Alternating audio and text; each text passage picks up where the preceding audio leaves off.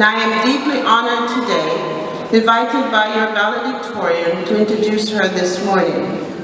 This AP scholar represents the story of the immigrant coming to America and succeeding despite a journey that would have discouraged many. This White House presidential scholar nominee gives hope to the American dream that many believe is fading.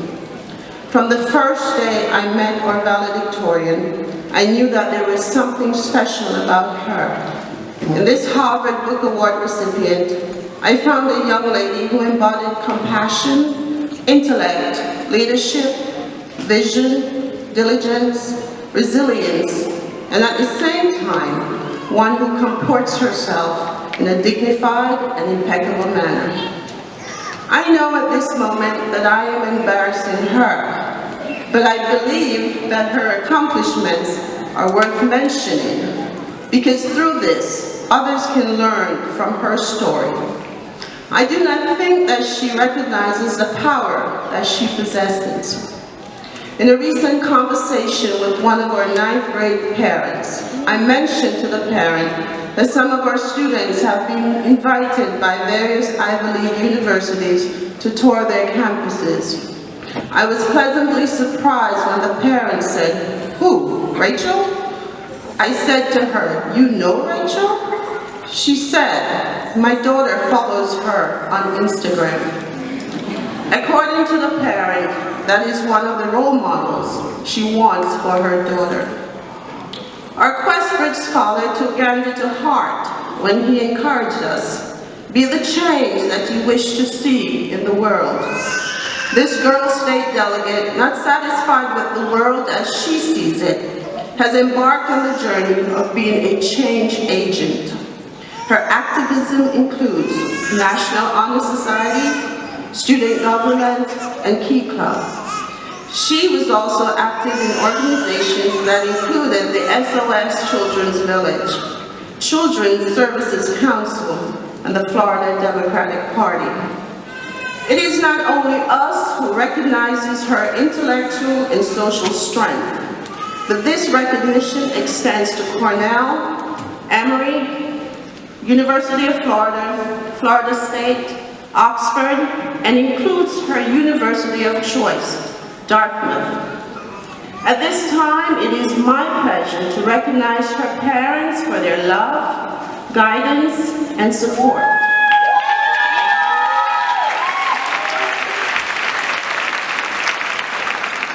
We share in their pride and excitement this morning.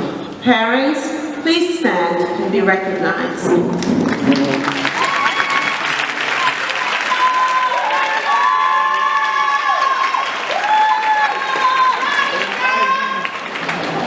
Without further delay, I introduce to you the valedictorian for the graduating class of 2017, Rachel Lorifls.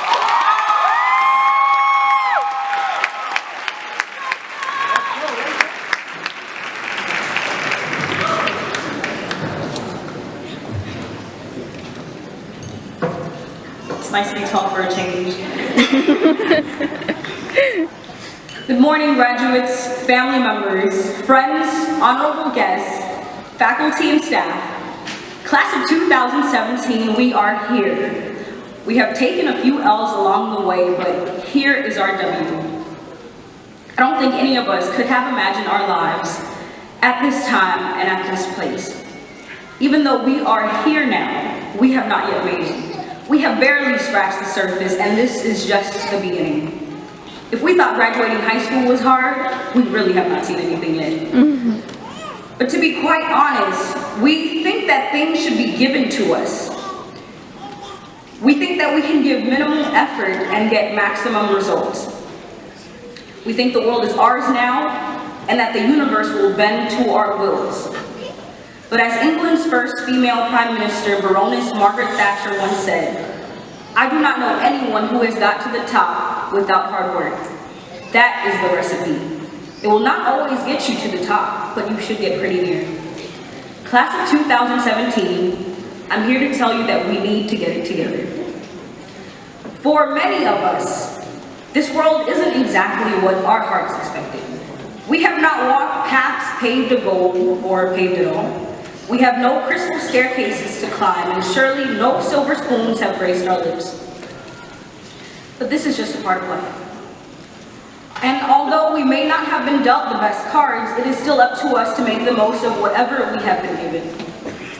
My father always told my brother and me to give more than what is asked. If we were asked to go 5 miles, to go 7. As Helen Keller reminds us, there are no shortcuts to any place worth going. Growing up in Haiti, it was important for my brother and I to know that if we wanted success, we had to go out and get it. In a nation that was so politically corrupt, stricken with poverty and violence, even if one could manage to get an education, there remained virtually no opportunity in which it would even be beneficial. No fairy godmother was coming to save us or give us a free ride to life. We had to go through life. My father always kept Les Brown's quote, "Shoot for the moon, even if you miss, you'll always land among the stars," quote, near at all times, ready to dish it out whenever advice was necessary. And though we know that the moon is closer to us than the nearest star, the sun, my father held fast to his convictions. These cliche quotes were more than just words. They were values, ethics, and the very religion on which my ambition stands. My parents knew that they needed to make a way for us to have a chance at a future that would surpass their own. So they made the tough decision to send my brother and I to the United States. When I got on the plane, I thought my family and I were going on vacation. The air conditioning was piercing. It was something that I'd never felt before. Because back home, we cracked a window and felt the breeze. Upon arrival to the United States, I noticed there weren't any dirt roads. It was like I was in a trance. Then we got on the highway and my 6-year-old naive self thought we were flying. I was too short to see the ground from my seat, and I had never seen a highway, let alone a paved road with traffic signs and lights. After that, I found myself in a strange new land without anything concrete or familiar and without my parents. My aunt and uncle, who adopted me, worked tirelessly to support our family. And my siblings were young adults getting ready to start their own lives. And though we have bonds stronger than ever now, for years I lived in constant emotional turbulence. I cried myself religiously for nights on end, and I had no mother's comfort or father's empathy to assuage the void. And nothing was ever the same. Even now, more than 10 years later, I find myself still adjusting. And my lack of self-esteem plummeted even further when I started school. I mean, elementary school children can be mean enough, and it was worse being an outsider. Children seem to have a knack for smelling out the weak and the vulnerable, and I was fresh blood. However, I found comfort and a source of pride in my academic abilities. Learning the language was an obstacle that I quickly mastered.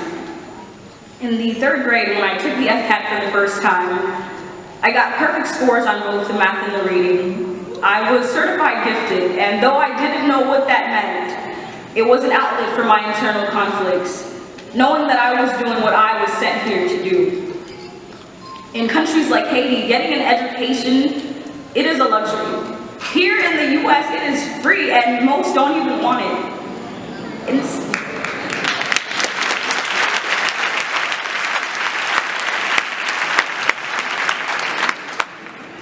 Instead of taking advantage of it, what I have witnessed is a dire disregard for a golden opportunity that many have fought and died for. We can spend countless hours watching the Bad Girls Club and the Real Housewives, but we can't read Pride and Prejudice for more than 5 minutes without getting bored. We can recall everything Jocelyn said to Stevie J on Love and Hip Hop, but we can't even remember we had homework. We can keep up with the Kardashians, but we can't keep up with our grades.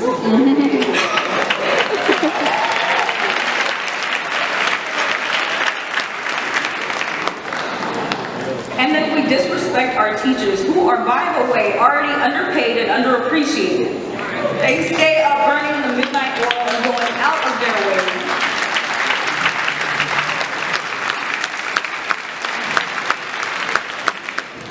Going out of their way to hopefully drill something through our hard heads that will stay there, but we tell them, I don't need this, I'm gonna make it. I'm gonna be a baller, I'm gonna get money. My fellow classmates, there is so much more than this. We must raise the bar and surpass it. We must get it together.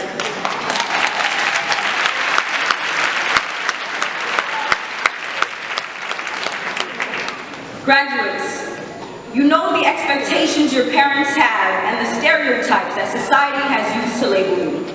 You students of color, especially those of you who are immigrants or children of immigrants, some of you have chosen to portray the stereotypes and make your family's sacrifices in vain.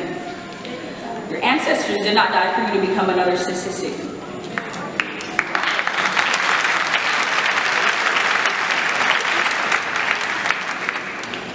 I remember being one of the few black students in the honors program in my middle school. I remember receiving a 0 on a research paper because my teacher did not believe that I could possibly know all those big words or how to use them properly. I have faced the irritation of people being perpetually surprised that I spoke so proper for a black girl. Experiences like this made me begin to lose confidence in the one thing I was sure of, my intelligence. And Coconut Creek was a pleasant change in demographics, not just because there were more people who looked like me on the outside, but because there were more people who shared similar life experiences, those whom I could relate to. And I no longer felt like an island. People here were proud to see someone like me accomplish the things I did, not surprised. And albeit some of the students have labeled me a certified Oreo, I still love you all. I didn't always feel this way about high school. I remember dreading the summer because before my 9th grade year had gone here, I had heard all the stories. I walked the halls the first day, anticipating the day that would be my last. However, contrary to popular belief, after my first period biology class with Mr. Lomite, I knew that I could succeed at Creek, and I would succeed. As time went by, the more I felt like I belonged. Creek was nothing like the rumors that I had heard, and I remember our freshman year, Maya Presley, a former student who trained for last year's Olympics, she came to give a speech and she told us about how she managed to succeed despite having a hard life. And that was the moment I solidified my place at this school. I soon noticed that the perceptions that outsiders held about our school was a direct consequence of what students at our school were saying about their own school. Peers, do you realize that Coconut Creek High School is not a physical manifestation of the building? It is us, the students.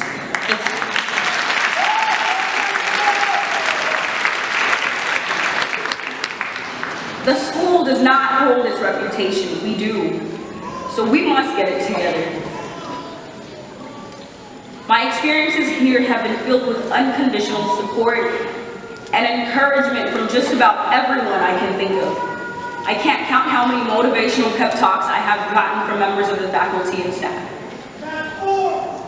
All the friends, family, educators, and administrators present here today have your best interests at heart. We are here because they believed in us. What you do after this not only reflects on you, it is a reflection on all the people who have worked tirelessly to get you here. Class of 2017, do not let this education go to waste. Don't take the opportunities that you have for granted because there are millions who would give anything to be in these gowns. Trust me, I speak from experience. There are days when I sometimes try to imagine how different my life would be if I were still an 80. And I can't even fathom it. In March of this year, I was invited to a prospective students weekend at Duke University. The day before I went, I found out that I had been accepted. I had been accepted into one of the top 10 universities in America.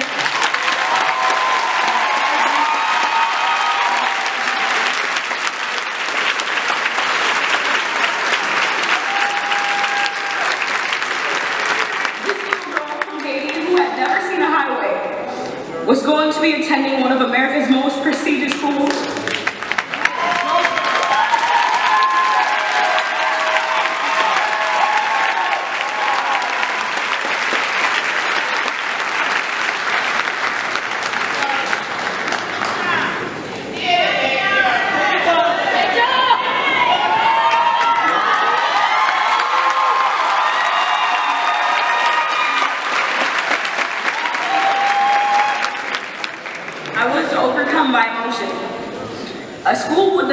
single-digit acceptance rate had chosen me, and it was only the first of many. I struggled to feel like I deserved to be there. It felt like I was invading someone else's world, that my place was elsewhere. But if I had to take 12 AP classes to challenge myself, if I had to spend summers at Broward College taking dual enrollment courses, if I had to take on the responsibility of babysitting what my friends would call 10 kids and a dog to hold that, if I had to stay up late nights to work when it was quiet, if I had to work shifts at a greasy fast food and an overpriced clothing store to afford the things I wanted, I would do it all over again.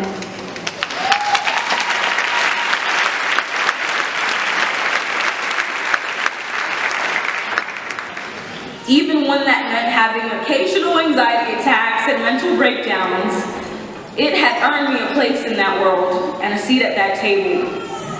This resiliency had driven me here, and it is a force that you too can cultivate. We must get it together. What I am trying to say is that where you begin does not have to dictate where you end.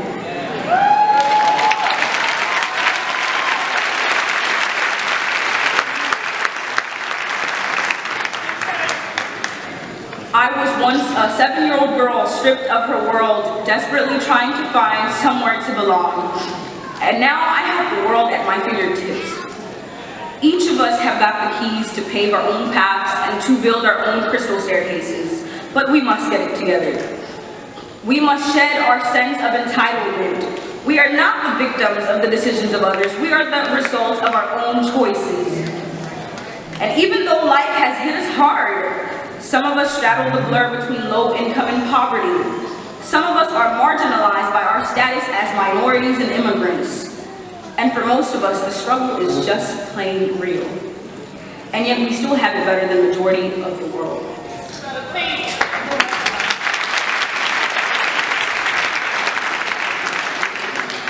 The hardships we have faced have given us a quality called resiliency. And if you have ever been knocked out on the floors of the library, sleep deprived from pulling all-nighters to complete Mr. Brannon's mountain of work, or Mr. Wright's endless packets, then you know what resiliency is. I stand here as your valedictorian, not because I got lucky, but because I chose to propel myself in the direction of my fears. Even when that fear was writing an essay in Dr. Johnson Coote's class, I have found that the thing that scares me the most is usually not that bad. In closing, former First Lady Michelle Obama once said, "The only thing that stands between you and your dreams is the will to try and the belief that it is actually possible."